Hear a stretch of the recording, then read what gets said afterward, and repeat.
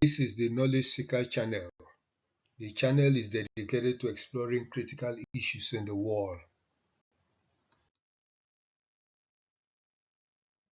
This presentation is titled The Connection Between Private Gold Mining and Private Oil Refining in the Niger Delta South-South. The purpose of this presentation is to achieve three goals. 1. Identify the causes of oil bunkering and illegal refining of petroleum in the oil region. 2. Determine whether there is a connection between the double standard that Nigeria applies in the management of liquid minerals and solid minerals and the refining of oil in the Niger Delta. And 3. Determine whether the more Nigeria allows the double standard to persist, the more some people in the oil region will engage in oil bunkering and oil refining activities. In order to accomplish the goals of the presentation, the following arguments are made. 1. There is a connection between private mining of gold and other solid minerals and the private refining of oil in the Niger Delta South-South. 2. The more Nigeria allows individuals and cooperatives to mine gold and other solid minerals, the more people in the oil region will engage in oil refining. 3. As far as highly connected individuals from the non-oil producing regions are tactically encouraged by Nigerian ruling elite to bunker oil to enrich themselves, some indigenes of the oil region too will engage in oil bunkering to equalize the playing field. 4.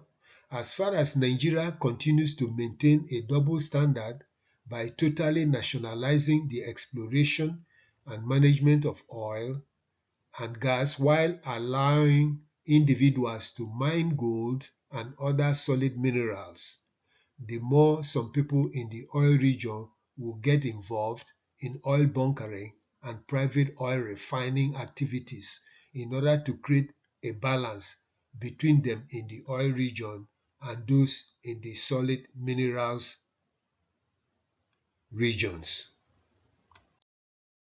Fifth, if Nigeria does not stop the double standard that penalizes the oil region while rewarding Nigerians in the solid minerals region, more people in the Niger Delta South-South will continue to engage in oil refining and bunkering regardless of the effort to stop them. 6.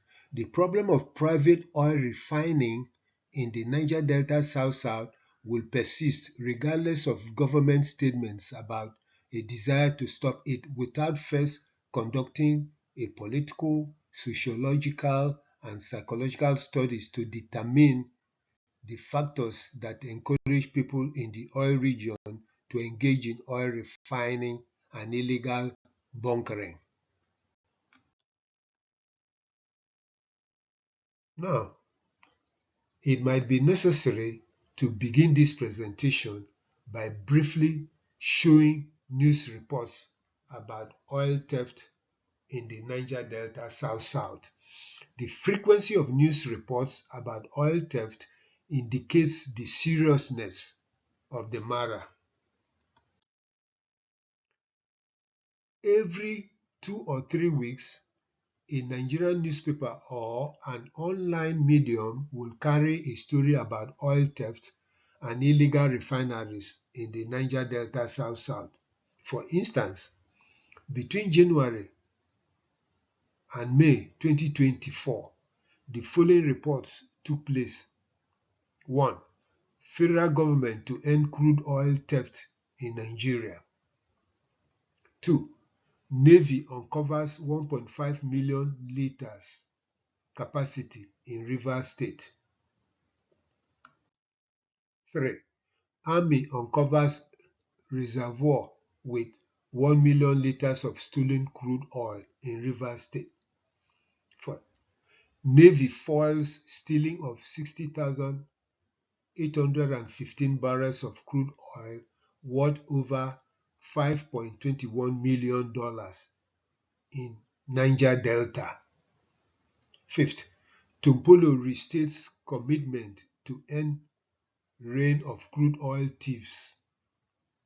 Sixth, Navy destroys illegal oil refining sites in rivers Bayelsa, Ondo.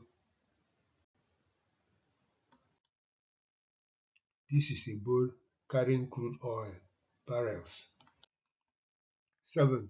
NNPC deactivates over 6,409 illegal refineries linked to pipeline in Niger Delta. 8. Oil theft in the Niger Delta. 9. Oil theft still poses grave risk to Nigeria. 10. Why oil theft persists in Niger Delta, Badaru. And 11th, on May 22, 2024, the Minister of Niger Delta Development, Mr. Abubakar Momo, met with the Managing Director of Shell Petroleum Development Company, Mr. Osagie Okumbo, to discuss issues affecting the Niger Delta. One of the main points discussed was the issue of oil theft. The minister pointed out the government's effort to combat the menace. This is an oil bunkering ship being destroyed by the Nigerian military. The frequency of news reports about oil stealing or illegal oil refining shows that there is much concern that the country is not getting as much as it should have gotten if oil bunkering and private oil refining were not taking place. Each time a national government official that is associated with the oil and gas industry or bureaucracy expresses his or her concern about the uncontrollable situation, it is easy to detect that a serious effort is being made to stop the illegal bunkering and the refining of oil in the oil region. The problem is that, like everything else in Nigeria, no serious study is conducted to identify the political, sociological, and psychological factors that compel some Nigerian citizens, especially those in the oil-producing region, to engage in the bunkering and refining of petroleum without authorization. Nigerian officials have a tendency to make declarative statements about an intention to address the issue without first conducting an in-depth analysis to identify the causative factors.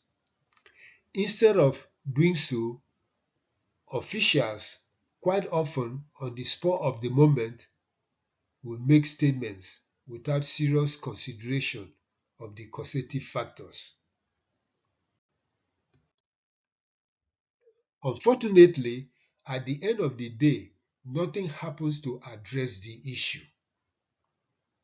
This is why statements are made frequently about the evils of oil bunkering and illegal oil refining in the oil region, and nothing happens to address the substantive issues affecting the relationship between Nigeria and the oil region in a concrete or practical manner. This is an oil bunker site in the Niger Delta. Now let's see how oil and gas contribute to Nigeria's national economy. Oil and gas revenue contributed 54.4% to federal government revenue and was responsible for 75.5% of Nigeria's export in 2021. In the same 2021, a total of 76,277 186 tons of solid minerals worth 3.5 trillion naira was produced. In the first quarter of Nigeria's GDP in 2022, oil and gas contributed 85% to the government's total revenue. That is a lot coming from the oil region to the national coffer. Nigeria's total export in 2021 was 18.2 trillion. Out of this figure, solid minerals accounted for 43.68 billion, which is about 0.24%. Oil and gas export accounted for 15,064.08, which was 85.94%. Now, you can see the difference between the solid mineral and liquid mineral contribution to the national economy. Now, let's look at statistics on illegal bunkering and refining of petroleum in the Niger Delta South-South. Illegal bunkering, that is stealing of petroleum, and illegal refining of the product is costing Nigeria dearly. 1. A study covering from 2019 to 2022 indicated that Nigeria lost the following to oil theft. In 2019, $2.1 billion. In 2020, $1.9 billion. In 2021, $7.2 billion. And in 2022, $22.4 billion. That is a lot of loss to the economy. 2. The Senate of the National Assembly indicated that Nigeria lost about 2.3 trillion naira to crude oil theft in 2023. As part of the hearings conducted by the Senate, Senator Ned Nwoko revealed that Nigeria incurred daily losses of crude oil amounting to 437,000 barrels of crude oil, costing $23 million in 2022. Senator Nwoko also noted that Nigeria lost 65.7 million barrels of crude oil in March 2023, worth about 2.3 trillion naira due to oil theft.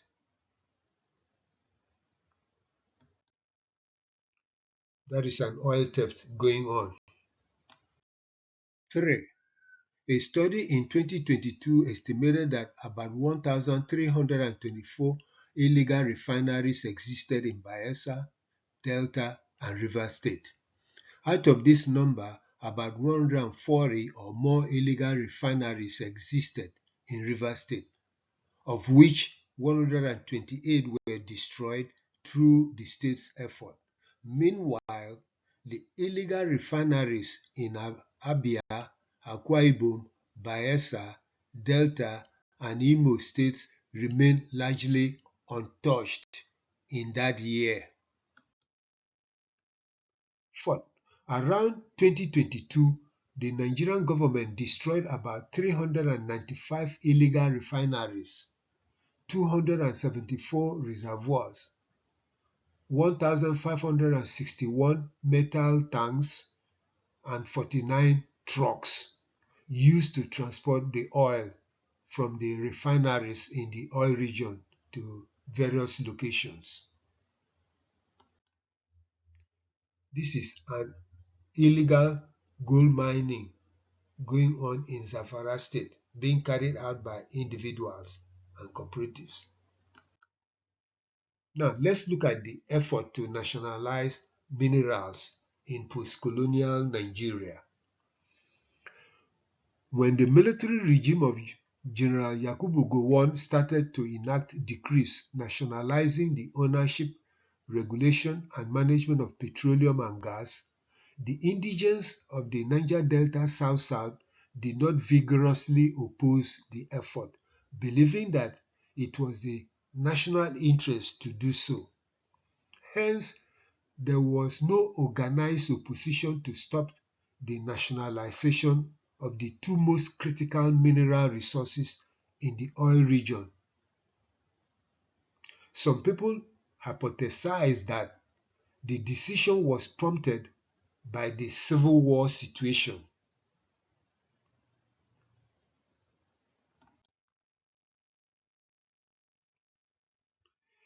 General Gowon eventually enacted the following decrees or acts.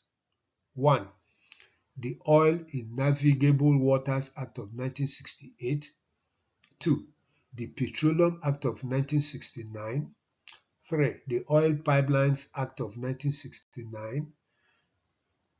4. The Associated Gas Reinjection Act of 1969. And 5th, the Offshore Oil Revenue Decree of 1971. On the other hand, General Olusegun Obasanjo, who took over as the head of state after the death of General Murtala Mohammed, enacted the following decrees. 1. The Petroleum Production and Distribution Act of 1975. 2. The Nigerian National Petroleum Corporation was established through the merging of the National Oil Corporation and the Federal Ministry of Petroleum and Energy Resources on April 1, 1977. 3. The Exclusive Economic Zone Act of 1978. And 4th, the Land Use Act of 1978. With General Obasanjo's decrees, the federal government had totally nationalized the ownership of oil and gas, thereby depriving the owners of the resources the right to own, regulate, and manage their exploration. At this stage, while suspicion about the motive of the federal government started to grow, it did not lead to open confrontation. The indigenes of the Niger Delta South continued to pray and hoped that the federal government would manage the resources to the advantage of all Nigerians and treat the oil region fairly.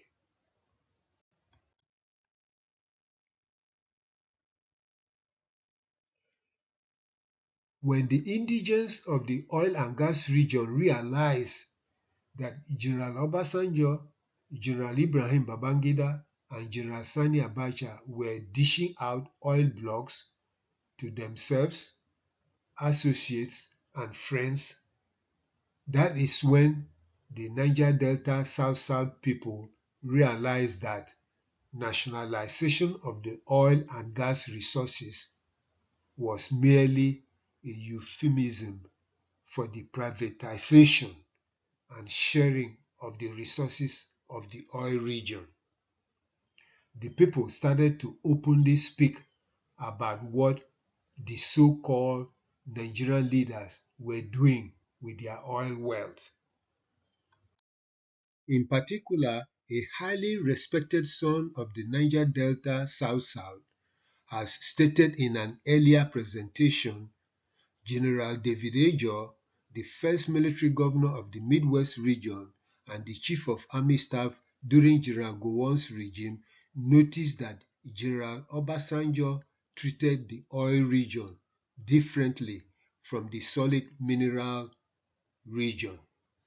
He noted that when the people of Ife and Modakeke engaged in a violent conflict over ownership of land and sharing of gold revenue, General Obasanjo settled and encouraged them to share the revenue that accrued from private mining of gold, which is supposed to be a national resource like oil and gas.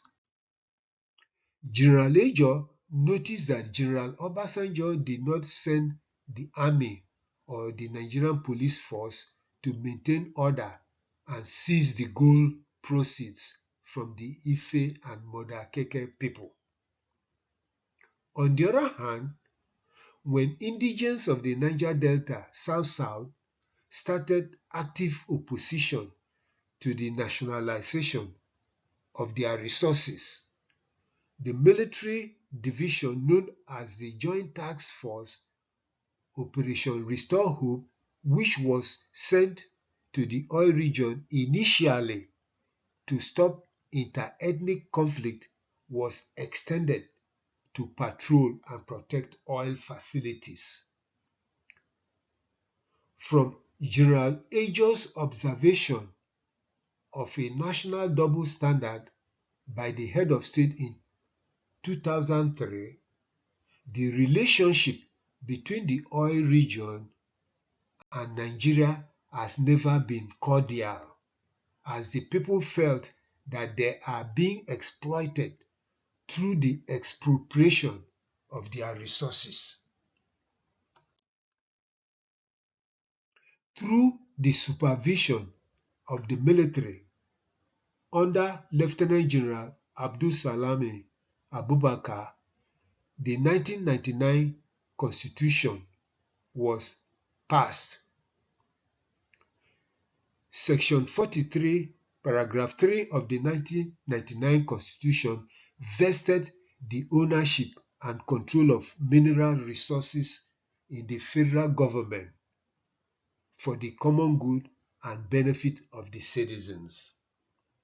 Thus, all minerals in Nigeria came under national control. This means that only the federal government is responsible for controlling, regulating, and managing the exploration and mining of both liquid and solid minerals in the country. This was solidified under the Minerals and Mining Act No. 34 of 1999. This act was also passed during the military caretaker regime of Lieutenant General Abdul Salami Abubakar, weeks before handing over to a democratically elected civilian administration. 2. To reinforce national ownership, control, and management of mineral resources, the federal government, during the civilian administration of President Olusegun Obasanjo, passed the Nigerian Minerals and Mining Act of March 17, 2007. One of the conditions of this act is that no person shall search for or exploit mineral resources in Nigeria, or divert or exploit or impound water for the purpose of mining, except as provided in this act. However, the act encouraged local private mining of solid minerals without thinking about how it will impact the oil region. It was clear that both the 1999 Constitution and the Nigerian Minerals and Mining Act of 2007 completely nationalize all minerals. Then the Petroleum Industry Act was passed in 2021 to further strengthen the management of oil and gas during President Muhammadu Buhari's administration. However, the unwillingness of the federal government to enforce its constitutional obligations to ensure that all minerals are under the exclusive list of the federal government creates anger and resistance in the oil region. So let's look at how anger and resistance build up in the oil region. One, the oil blocks that the federal government gave mostly to the non-indigenes of the oil region made some members of the military, political, and business elite very rich. The oil blocks made some former public and military officers to become millionaires and billionaires. Two, the awarding of oil blocks to individuals violated all national regulatory regimes, including the exclusive list, the 1999 Constitution, and the Nigerian Minerals and Mining Act of 1999, number 34, and 2007.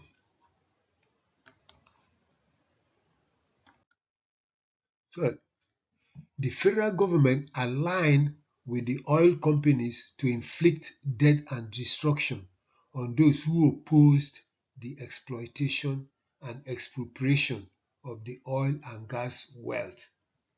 Fourth, the federal government used the wealth generated to build the infrastructure in other regions of the country and ignored the oil region that lays the golden egg.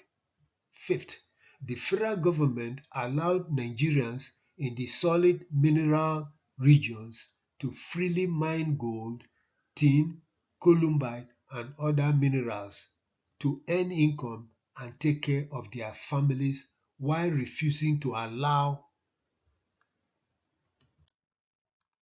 indigenes of the oil region to explore and refine oil to earn income and take care of their families.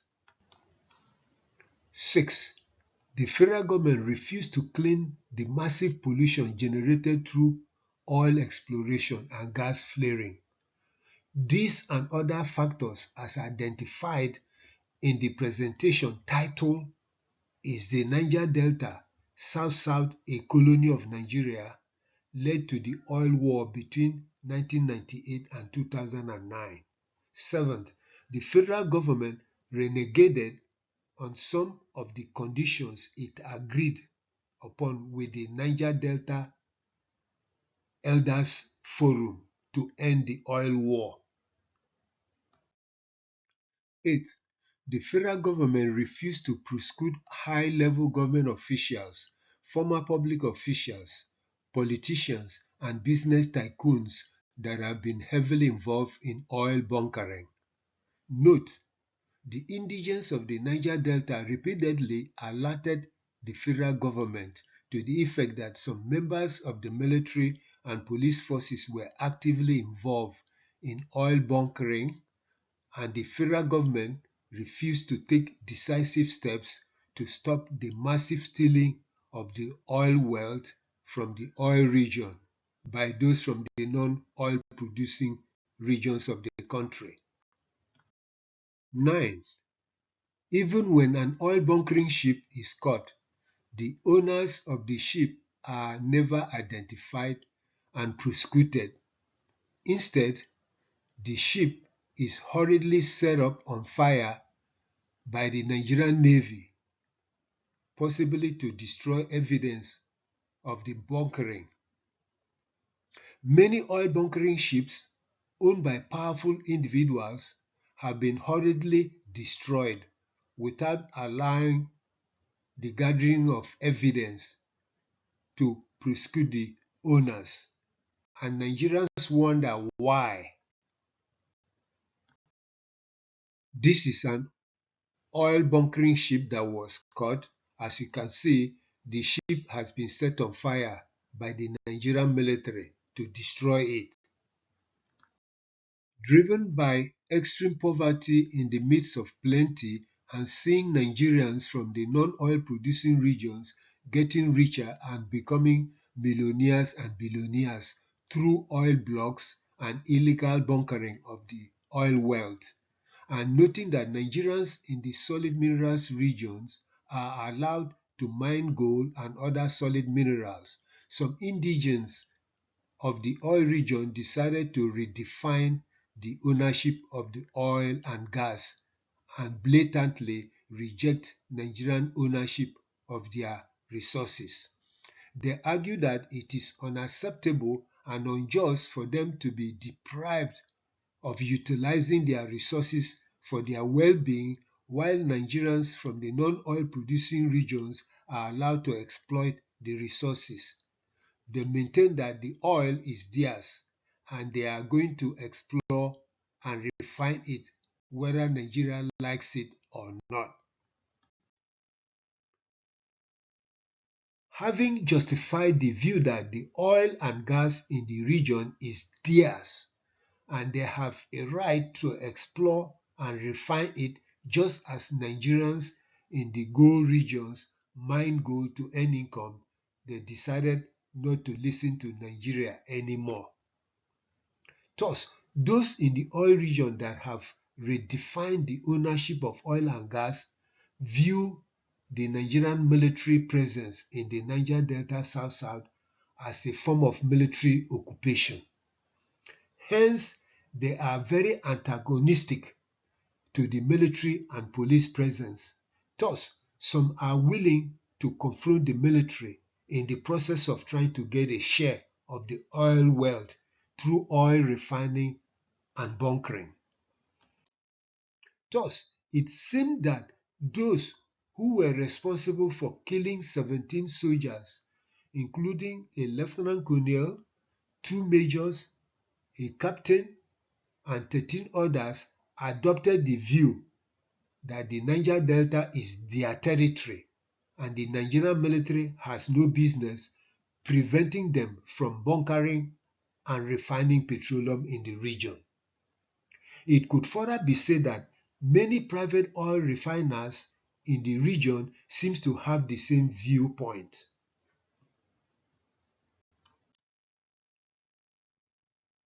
The change of attitude toward the view of the Nigerian ownership of the oil and gas wealth took decades as the indigenes of the oil region watched helplessly as Nigerians from the non-oil producing regions who are allies and family members of the ruling elite who are also from the non-oil producing regions amassed unbelievable wealth for doing nothing while the indigenes of the oil region face severe poverty.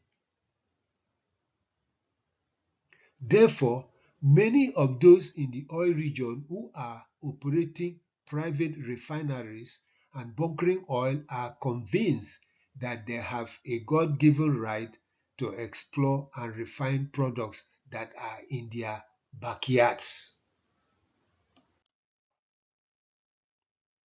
Now, what should the federal government do to reduce the problem of oil bunkering and illegal refineries? One, to reduce a feeling that the oil region is being exploited for the benefit of other Nigerians, the federal government must nationalize all minerals as the 1999 Constitution, the Minerals and Mining Act number 34 of 1999, and the Nigerian Minerals and Mining Act of 2007 required. 2. Nigeria must eliminate the double standard whereby individuals in the oil region cannot explore and refine oil while Nigerians in the solid minerals region can mine gold and other minerals to earn income to take care of their families. 3. If Nigeria is not eager to nationalize solid minerals the way it does oil and gas, then the two liquid minerals must be denationalized. Fourth, this means that if Nigerians can mine gold and other solid minerals, then Nigerians in the oil region too must also be allowed to explore and refine oil.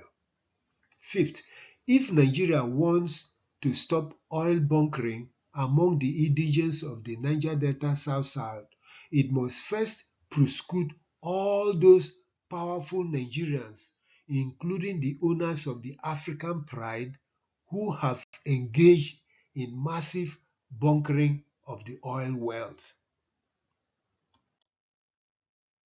Similarly, it must prosecute members of the security forces who have been bunkering the oil wealth. 6. If the government fails to do so, then some people in the oil region would insist on bunkering and refining of oil in order to counterbalance those from the non-oil producing regions who are reaping the oil wealth. Seventh, if the federal government does not create the Nigerian National Gold Corporation or the Nigerian Solid Minerals Corporation to solely be responsible for controlling, regulating, and managing the mining of solid minerals for purpose of equity, it must dissolve the Nigerian National Petroleum Corporation Limited. Now, what steps can President Bola Asiwaju Tinubu take to ameliorate some of the anger in the oil region? 1. President Tinubu's interest in constructing the Lagos-Calabar road along the oil belt of the country is appreciated. However, there is concern that the project might not come to fruition due to the manner in which the project was initiated without public bidding and the issues of transparency and conflict of interest. 2. President Tinubu's plan to encourage both domestic and international oil companies to bid for 12 oil blocks in the 2024 petroleum licensing round, as announced by the Nigerian Upstream Petroleum Regulatory Commission, is a deviation from the past and should be encouraged. However, the end result of the licensing process will determine whether there is favoritism or not. President Tinubu has shown an interest in the development of the oil region by the fact that his Minister of Work, Mr. David Umahi, the former governor of Ebonyi State, has visited the oil region to inspect and supervise the construction of roads. Thus, Mr. Umahi has made it possible for the Federal Ministry of Works to show its presence in the oil region.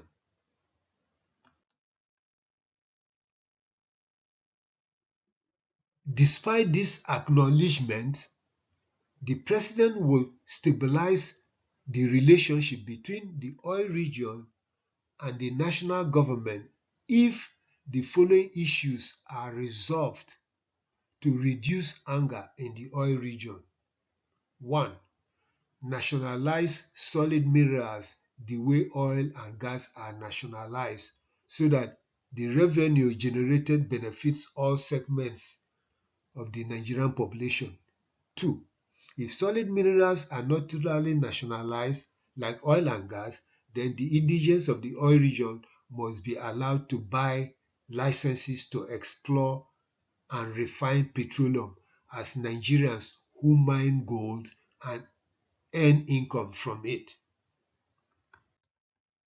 3. Prosecute the high and mighty that have bunkered oil to amass enormous wealth.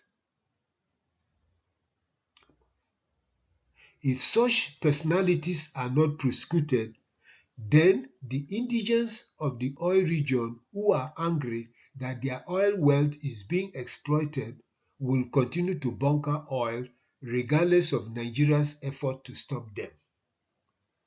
Fourth, if private mining of gold and other solid minerals is not stopped, then those in the Niger Delta South who feel that Nigerians from the non-oil producing regions are unduly exploiting their resources will continue to operate private oil refineries to earn income as those mining solid minerals. Fifth, it might be necessary to amend the Petroleum Industry Act to enable individuals and cooperatives in the Niger Delta South to explore and refine petroleum legally in order to establish equivalence with Nigerians who are able to operate individually or through cooperatives to mine solid minerals. This is the only way to reduce illegal bunkering and refining of petroleum in the oil region.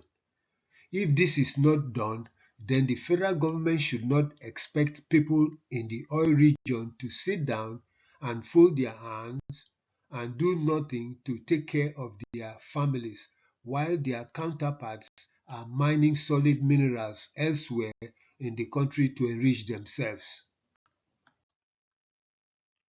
Indeed, there is a connection between the way Nigeria treats solid minerals and the reaction of those in the oil region. Likewise, there is a connection between the private mining of solid minerals and the private bunkering and refining of oil in the Niger Delta South. The federal government must eliminate the double standard to reduce illegal oil refineries and illegal oil bunkering in the oil region. Thank you for listening to this presentation. Please subscribe to the channel and listen to other very interesting presentations.